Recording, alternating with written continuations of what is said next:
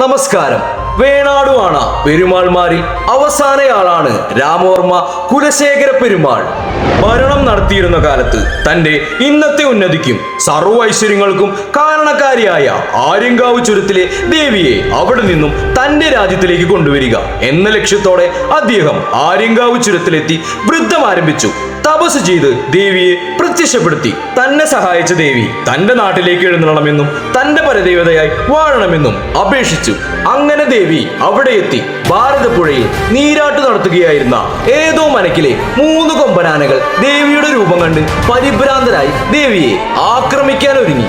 ദേവിയുടെ കണ്ണിൽ നിന്നും ഉയർന്ന തീപ്പൊരി 3 ആനകളെയും നിർവീര്യമാക്കി. ഇവ പാറക്കൂട്ടമായി മാറിയത്രേ. ഇതോടെ ദേവി ആനവിരോധിയായി മാറി എന്ന് പറയപ്പെടുന്നു. ഇങ്ങനെയാണ് ഇവിടെ കുതിരകളിക്ക് പേര് കേട്ട പൂരമായത്. കേരളത്തിലെ പാലക്കാട് ജില്ലയിൽ ചരിത്രപ്രസിദ്ധമായ കുതിരകളിയുടെ പേര് കേട്ട 96 ദേശക്കാരുടെ പൂരത്തറ കവളപ്പാറ ആര്യങ്കാവ് ഭഗവതി ക്ഷേത്ര പൂരം.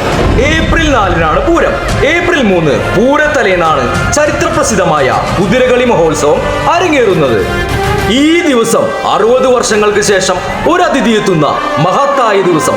അതേ വെള്ളിയാട് ദേശം ആര്യങ്കാവിലമ്മയുടെ തിരുസന്നിധിയിലേക്ക് വെള്ളിയാട് ദേശ കുതിര വരികയാണ്. കൂടെ ആടിത്തിമിർക്കാൻ KBS തമ്പോലം മലപ്പുറവും തെയ്യ വിസ്മയ കാഴ്ചയൊരുക്കാൻ പുഞ്ചമക്കൾ കലാസമിതി മായന്നൂരും ഒപ്പം ഹിപ്പോപ്പർ കൈലിയാടും കൂടെ ചേർന്ന് കാഴ്ചവിരുന്നൊരുക്കുന്നു. അപ്പോ ചരിത്രപ്രസിദ്ധമായ ഈ കുതിരകളി മഹോത്സവത്തിലേക്ക് ഏവർക്കും സ്വാഗതം.